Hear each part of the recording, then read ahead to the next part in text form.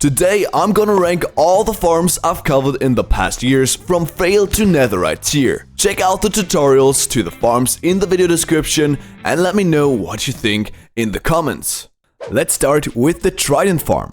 Now, Trident Farms are not that easy to build as you can see here. However, if you build them correctly, they will provide a ton of tridents which you will need for all kinds of Minecraft Bedrock automatic farms, namely the Trident Killer. But at the same time, you probably won't need that many tridents in your world, and these farms are kind of fast, so you will probably spend more time building this farm than using it. So somewhere in the middle it is C tier for me. Let's continue with Shulker Farms. I think everybody uses them, shulker boxes. Especially in late game they become more and more useful, but at the same time you will need a limited amount of them and you might be able to get all of the shulker boxes you need just by looting end cities. But really, these shulker farms are so easy to build and provide a ton of shulker shells, so in the middle as well, C tier for me. Here we are with the Emerald Farm. These farms are a combination of an automatic farm that will provide something like sticks or paper which you can then sell to villagers. So all in all, these kind of farms are not automatic. Of course, there are different designs which might be better or worse than the other ones, but you probably already have a good source for emeralds and you can't automate these farms, so they can be kinda pointless. That's why they are D tier for me. Similar things account for sugarcane farms. Back in 1.16 we had 0-tick sugarcane farms, which were fully automatic and insanely efficient. But nowadays you will need bone meal to power one of these. Of course, you can take an automatic bone meal farm to power them, but instead of building such a plain sugarcane farm, you could also just plant down the sugarcane yourself and bone meal it, and you could spare a few redstone materials. Sugarcane is a very important resource though, so gold tier for me. Now the Armadillo XP Farm. I think if you just saw one or two videos of my channel, you probably stumbled upon an Armadillo XP Farm design. They come in a few variants like single ones or triple ones. You can build them in the floor and above the floor, but all in all they're like the best farms that you can build in Minecraft Bedrock Edition. How they work is very simple. You just have some armadillos that will get damaged by this cactus right here, but they won't die because a zombie scares them and causes them to curl in, which is a known Minecraft Bedrock mechanic. Then you only need splash potions of infestation, and each time the armadillos get hurt, silverfish will spawn, they will get killed by an automatic trident killer and generate the experience. The more armadillos you have in your farm, the more XP you will get per time and per potion. Now of course you have to put some work into them, like get the armadillos to the farm and get a zombie, name tag the zombie and stuff like this, but still nothing can beat this farm. Definitely S+ netherite tier for me. I mean, come on, experience is like the most important resource in Minecraft. But then there are cow and leather farms. And to be honest, for me there's no point in building them. This is definitely a fail tier and I'll explain why. If you plan to get leather or cooked meat, then in my opinion you should build these stables like this, where you can simply breed the cows with some wheat, and if you need more space for more cows, you can just expand your stable. But building the cow farm is so nerve-wracking, it is not efficient. Sometimes the baby cows will get killed by the lava and you don't have any loot, and you still have to breed them manually, so these farms aren't automatic at all. So, not that easy to build, not efficient, and there are better other solutions, that's why it's fail tier for me. Next in line is the Ghast farm, which will give you gunpowder, experience and ghast tiers. These are items that everyone needs. But using the farm requires a lot of manual killing. The construction just makes it easier for you to get to the ghasts, to kill them, and they won't be able to see you, so you won't get any damage in the process. With a good looting 3 shots, you will get pretty nice raids, but you also have to cover everything in leaves or glass like I did right here. And this is why ghast farms belong in the gold tier. When we're talking about gunpowder, I'd prefer a witch farm, because in addition to gunpowder it will also give you tons of other stuff like redstone or potions. It's so easy to build and you just have to find a witch hut and it is fully AFK-able. There are better solutions for gunpowder, but still this farm belongs in the emerald tier. Next in line is the fishing rod icon, and this means AFK Fish Farms. If you just created a new survival world, this will be the first farm that I'd recommend building because it is so easy to build and so cheap, but it will give you a few of the best resources in the game, not only experience, but also enchanted books, enchanted bows, and mainly food. Sadly, for a few years now, you will need an auto-clicker to make them fully AFKable, and this only really works on PC and maybe on mobile. So that's why they only get in the A tier and not the S+ tier. If there would be a method to make them fully AFKable again, they will definitely belong in the netherite tier next to the Armadillo XP Farm. Now to the sand farm. This farm really is a factory for sand. It will give you tons of sand within only a few minutes of using, but still this farm relies on a duplication glitch. It's in the game for a long time now, but still it could be fixed anytime, and some of you guys might consider it cheating. Also, it isn't fully AFKable, but this really doesn't matter with these amounts of sand that is duped within only a few minutes. Therefore, it's right in the middle with the gold tier. Now you're probably wondering, furnace? What kind of farm generates ferni? Now, this farm means auto smelter. Technically, you might not consider this a farm, but I think it still belongs on this list. And for me, this one is the gold tier as well, because it's nothing new, it just simplifies cooking.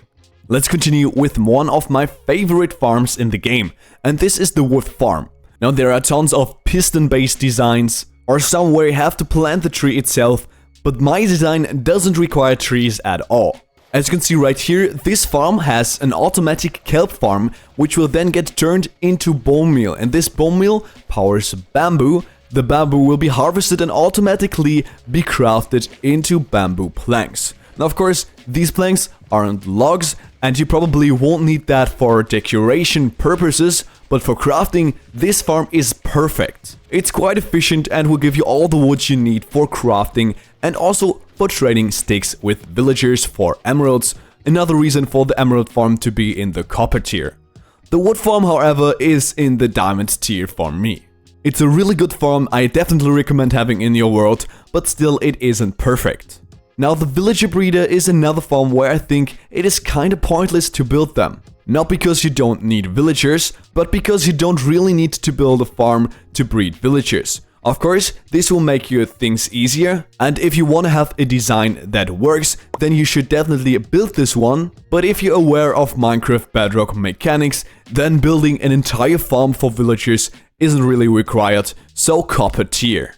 Then we have the blaze farm, and this belongs in the copper tier for me as well, because in my survival experience I rarely need blaze rods or anything blaze related, and for the few occasions that I need blaze rods, I can fight blazes by hand in nether fortresses. The farms yield some experience, but it isn't as efficient as other XP farms, so you can build this farm, but you don't really need to. Now here's a farm that is probably the most requested and the most searched on YouTube, and this is the Creeper Gunpowder Farm. It requires a lot of work, time and materials to build these, but if you choose the right design to build, you will definitely get what you need. As you can see right here, we have several platforms where creepers can spawn on, and we blocked all other mobs from spawning using buttons and holes, and they will automatically get killed by a trident killer, so this farm is fully automatic as well.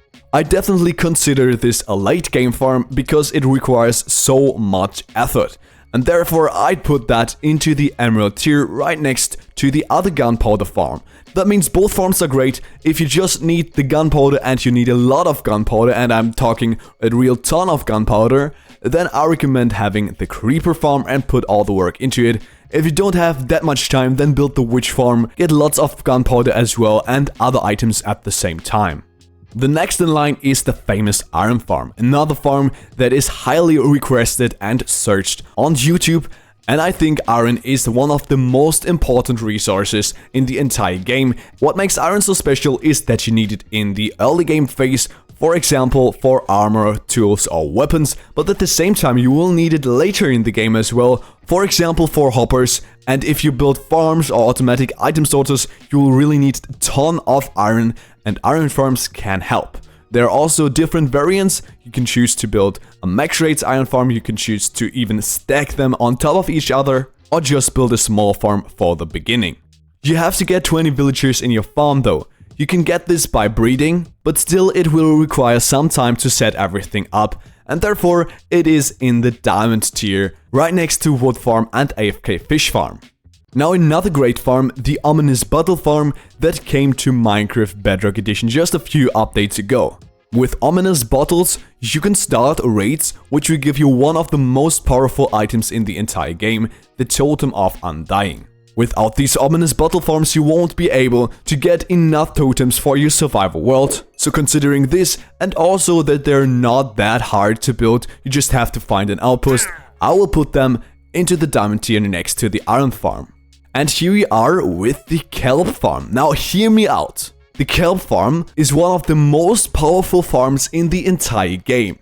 It runs fully automatic, is highly efficient and also expandable. Not only does this produce a ton of bare kelp, but you can also transform this into a bone meal farm, a fuel farm and an XP farm.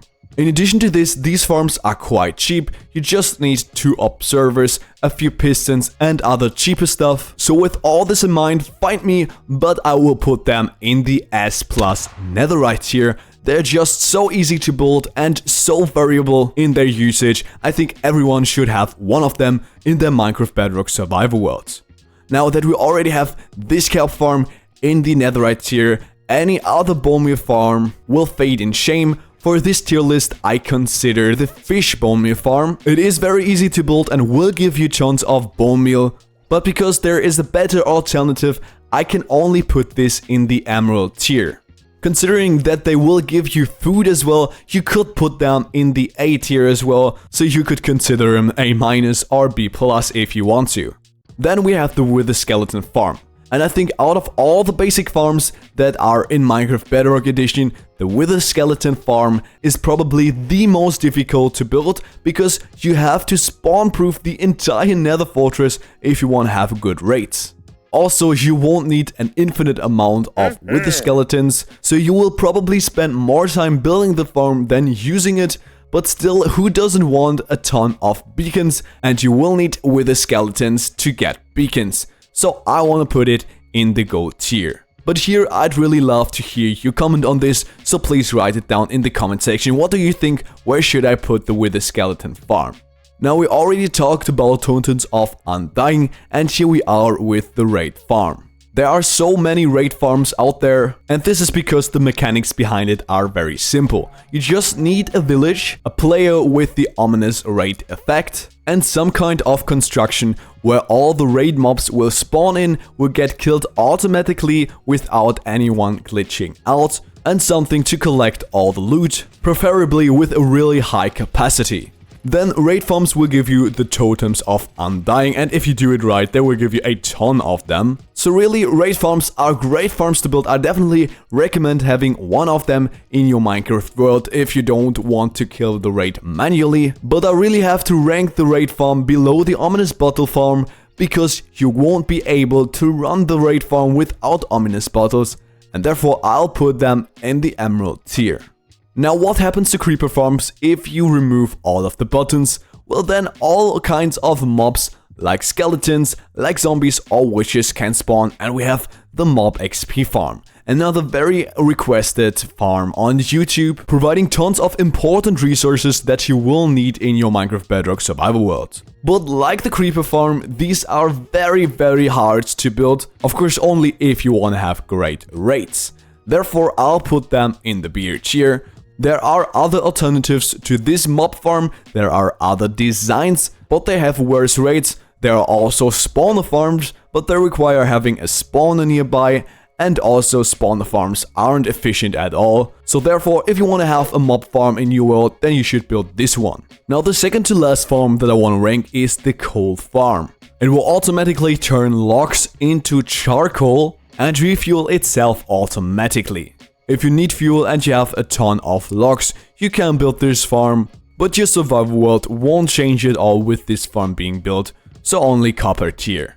Now to the last farm that I want to rank in this video, and this is the gold farm. This farm will give you tons of experience as well. You can build a quad design or a single portal one, and they're highly efficient. A few updates ago, I would have put them into the S+ netherite tier because they're well the best source for experience. But now that there are Armadillo XP farms, there's no point in building them if you just need experience. However, gold is still a very important resource. You can use it for bartering and other kind of stuff, and therefore it's still emerald tier for me.